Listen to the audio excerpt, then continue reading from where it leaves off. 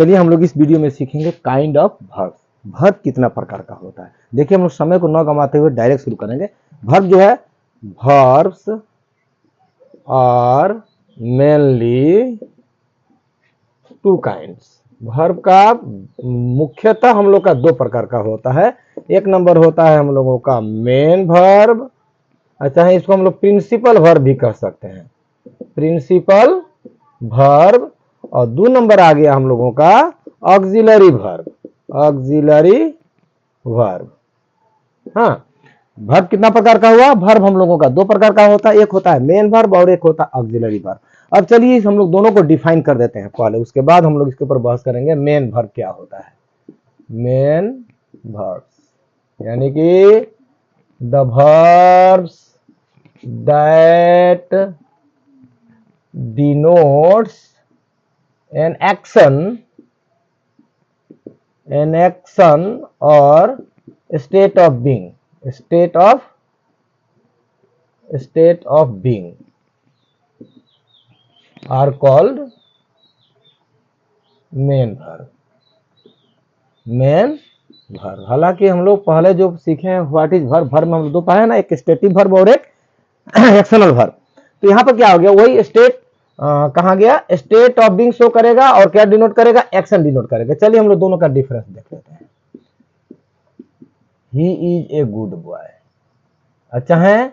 दूसरा लीजिए, he likes T, वह चाय पसंद करता है। तो ये दोनों जो है हम लोग का स्टेटिव वर्ब हुआ, क्योंकि ये स्टेट को शो कर दिया, यानी कि लाइक्स, ही लाइक्स टी, वो चाय को पसंद करता है, लेकिन यहाँ पर क्रिया नहीं, पसंद करता है तो करता है, यानी कि स्टेट ऑफ बीइंग है। और यहीं पर यदि हम लोग इसको कह देंगे, हाँ, ही गोज टू मार्केट, वह बाजार जा रहा है, ही गोज टू मार्केट। यहाँ पर क्रिया काम कर रहा है, यानी कि आने जाने का काम चल रहा है, यानी कि क्रिया जो है चल रहा है, एक्शन है। तो ये हम लोग का कौन सा वर्ब हो गया, हम लोगों का एक्शन यानी कि डिनामिक वर्ब हो गया। और ये हो गया हम लोग का क्या चीज, स्टेट ऑफ बीइंग। और ये हो गया हम लोग का क्या चीज, गोज यानी कि एक्शनल वर्ब। और क्या कर रहा है कि एक्शन को शो कर दिया, तो एक्शन को शो किया ये गोज ने, और स्टेट ऑफ बीइंग को शो किया इज ने, और स्टेट ऑफ बीइंग को शो किया लाइक्स ने। ये तो क्लियर हो गया ना मेन। अब उसके बाद आ गया हम लोग का ऑक्सिलरी वर्ब किसे कहते हैं। मेन वर्ब तो क्लियर हो गया, मेन वर्ब क्लियर हो गया। चलिए ऑक्सिलरी वर्ब क्या करता है, मेन वर्ब को सहयोग करता है। चलिए इसको भी हम लोग डिफाइन करते हैं। अब हम लोग चलते हैं auxiliary verb. The verbs that helps, the verb that helps the main verb to complete their sense, यानी कि the verb that helps the main verbs to complete their sense, यानी कि ऑक्सिलरी वर्ब क्या काम करता है, मेन वर्ब को सहयोग करता है ताकि उसका सेंस को स्पष्ट कर सके। जैसे कि देखिए यहाँ पर थोड़ा हम डिफरेंस भी शो करेंगे। He is a teacher, he is a teacher. यदि यहाँ पर देखिए अगर इज को अगर देखा जाए तो ये मेन वर्ब का काम कर रहा है, लेकिन ये स्टैटिक वर्ब है। यहीं पर यदि हम लोग इसको लिखते हैं, he is teaching, he is teaching, ये जो इज हो गया यहाँ पर ऑक्सिलरी वर्ब हो गया, और ये टीच है मेन वर्ब, यानी कि इसको सेंस को पूरा करने, सॉरी इसके सेंस को पूरा करने के लिए इज जो है सहायता कर रहा है टीच को। और इज कहीं भी लगाएंगे मेन वर्ब के साथ में, अगर वो सहायक क्रिया करता है तो आईएनजी को लगाना पड़ता है। दूसरा एग्जांपल लीजिए, he was teaching, he was teaching, वह पढ़ा रहा है, नीचे वाला हो गया वो पढ़ा रहा था। टीचिंग इंग्लिश दे देते हैं यहाँ पर ऑब्जेक्ट के रूप में। हाँ, ये हो गया he is teaching English, he was teaching English. देखिए ये जो है, और यहाँ पर ही इज ए टीचर, तो ये हम लोग का कौन सा वर्ब हो गया, स्टेटिव वर्ब। और ही इज टीचिंग, ये हो गया हम लोगों का मेन वर्ब, और मेन वर्ब को सहायता किया इज ने, हाँ, ताकि उसका सेंस क्लियर हो, इंग्लिश पढ़ा रहा है। और यहाँ पर वाज लगा करके टीच में आईएनजी जोड़ा है, यानी कि वह अंग्रेजी पढ़ा रहा था।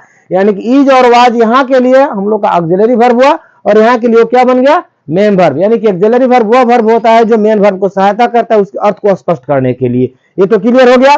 अब चलिए हम लोग मेन वर्ब, यानी कि ये जो मेन वर्ब है ना, मेन वर्ब का भी अपना अपना काइंड है, अपना अपना पार्ट है, उस पार्ट को हम लोग चलते हैं। ये तो क्लियर हो गया कि काइंड ऑफ वर्ब्स, वर्ब का जो काइंड होता है हम लोग का दो प्रकार का होता है, एक मेन वर्ब होता है और एक ऑक्सिलरी वर्ब। मेन वर्ब जो होता है एक्शन को शो करता है, और ऑक्सिलरी वर्ब क्या होता है, एक्शन को हेल्प करता है क्लियर करने के लिए। अब यहां पर आ गया काइंड ऑफ वर्ब में मेन वर्ब का कितना काइंड होता है। हाँ, ऑक्सिलरी वर्ब का तो हम लोग का काइंड बाद में सीखेंगे। हाँ, मेन वर्ब का कितना काइंड होता है पहले हम लोग इसको देखते हैं। सब्जेक्ट और ऑब्जेक्ट के आधार पर मेन वर्ब 6 प्रकार का होता है। पहला नंबर आ गया हम लोगों का ट्रांजिटिव वर्ब, जिसको कहते हैं सकर्मक क्रिया, ट्रांजिटिव वर्ब, यानी कि इसका मतलब होता है the verb which need an object, which need an object to complete the sense, यानी कि सेंस ऑफ द सेंटेंस, यानी कि सेंटेंस को सेंस को स्पष्ट करने के लिए जो वर्ब कर्म का सहारा लेता है उसे हम सकर्मक क्रिया कहते हैं, यानी कि ट्रांजिटिव वर्ब कहते हैं। The verb which need an object to complete the sense. जैसे अब आ गया बात कि ऑब्जेक्ट किसे कहते हैं, तो समझिए, एक होता है हम लोगों का सब्जेक्ट, उसके बाद आता है वर्ब, ये सब एग्रीमेंट का बात है, उसके बाद में आ जाता है ऑब्जेक्ट, यानी कि जो काम को करता है उसे हम सब्जेक्ट कहते हैं। जैसे कि हमने ले लिया एक रमेन, एक सब्जेक्ट, यानी कि ये नाउन हुआ। नाउन और प्रोनाउन का काम होता है क्या चीज, हालांकि पहले वाला वीडियो हम लोग क्लियर कर चुके हैं। नाउन और प्रोनाउन का काम होता है या तो सब्जेक्ट बनेगा या तो सेंटेंस में ऑब्जेक्ट बनेगा। हाँ, तो ये देखिए, ये जो रमेन है ये है एक नाउन है, एक आदमी का नाम है। रमेन राइट, ये हम लोग का वर्ब हो गया। राइट से लेटर, रमेन एक चिट्ठी को लिख रहा है, ये हम लोगों का सब्जेक्ट हो गया, ये हम लोग का मेन वर्ब हो गया, ये हम लोग का ऑब्जेक्ट हुआ। क्वेश्चन है कि ऑब्जेक्ट कहेंगे किसे। हाँ, किसे कहते हैं ऑब्जेक्ट, यानी कि जो एक्शन को रिसीव करता है, यानी कि ये तो एक्शन कर रहा है ना, रमेन जो है राइट कर रहा है, यानी कि इस एक्शन को रिसीव कौन कर रहा है, ए लेटर, क्या लिख रहा है, लेटर, यानी कि जो एक्शन का जो रिसीवर होता है वो हम लोग का ऑब्जेक्ट होता है, और एक्शन का जो डूअर होता है वो हम लोगों का सब्जेक्ट होता है। और सब्जेक्ट क्या होता है, या तो नाउन होगा या तो प्रोनाउन होगा। नाउन प्रोनाउन का काम क्या है, या तो सब्जेक्ट बनेगा या तो वो ऑब्जेक्ट बनेगा। देखिए ये लेटर भी एक चीज का नाम है ना, ये भी एक नाउन है, ये भी एक नाउन है, लेकिन कौन कौन सा नाउन हो गया ये तो बात अलग है। हम लोग नाउन का पार्ट में सीख चुके हैं। ये जो रमेन है हम लोगों का प्रॉपर नाउन है, लेटर जो हो गया कॉमन नाउन हो गया। मैंने जो भी हो एक नाउन तो है ना, नाउन का काम क्या है, या तो सब्जेक्ट बनेगा या तो ऑब्जेक्ट बनेगा। और ऑब्जेक्ट कौन होता है, जो एक्शन को रिसीव करता है वो नाउन ऑब्जेक्ट होता है, और जो एक्शन को डू करता है यानी कि डूअर ऑफ एक्शन, यानी कि वो हम लोग का सब्जेक्ट होता है। तो अब आ गया हम लोग का क्या चीज, वह वर्ब जो एक ऑब्जेक्ट लेता है अपने सेंस को पूरा करने के लिए, उसे हम ट्रांजिटिव वर्ब कहते हैं। तो यहां पर ये वर्ब ऑब्जेक्ट है कि नहीं है, देखिए तो दूसरा एग्जांपल भी लिख सकते हैं, ही रीड्स ए पोएम, वह एक कविता को पढ़ता है, यानी कि ये पोएम क्या हुआ, ये भी एक नाउन है। ये रीड्स, यानी कि ये रीड क्या किया, ही ने रीड किया, और इस रीड को रिसीव किसने किया, ए पोएम। तो ए पोएम क्या हो गया, हम लोगों का ऑब्जेक्ट, यानी कि क्लियर हो गया कि ट्रांजिटिव वर्ब, यानी कि इसमें ऑब्जेक्ट है, तो ये कौन सा वर्ब हो गया, ट्रांजिटिव वर्ब। देखिए वही वर्ब कभी ट्रांजिटिव बन सकता है तो नॉन ट्रांजिटिव बनेगा, इंट्रांजिटिव बनेगा, वही फाइनाइट बनेगा तो वही नॉन फाइनाइट बनेगा, लेकिन रेगुलर इरेगुलर जब आएगा तो हम लोग उसके बारे में। चलिए अब आगे देखते हैं।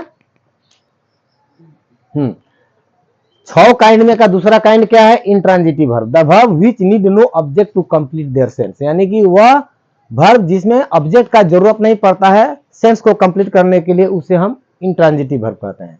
एग्जांपल के रूप में लिख सकते हैं हम लोग, जैसे कि देखिए दोनों में डिफरेंस भी देखना है।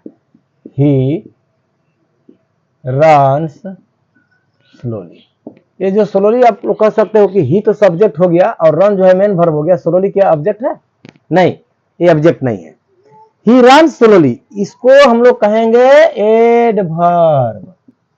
एडवर्ब ये एक्शन वर्ड है ना, ये एक्शन वर्ड है, और स्लोली क्या हुआ, एडवर्ब हुआ, एक्शन वर्ड के बारे में बोल रहा है, यानी कि ये एडवर्ब हुआ, ये ऑब्जेक्ट नहीं हुआ। ऑब्जेक्ट क्या होता है, या तो नाउन होना पड़ेगा या तो प्रोनाउन होना पड़ेगा। ये हम लोग का क्या है, एडवर्ब। एडवर्ब कभी भी ऑब्जेक्ट नहीं हो सकता है। और एक बात पहले वाला बात पर चले जाइए, रन्स कौन सा वर्ब है, एक्शन वर्ब है या स्टेटिव वर्ब है, एक्शन वर्ब है।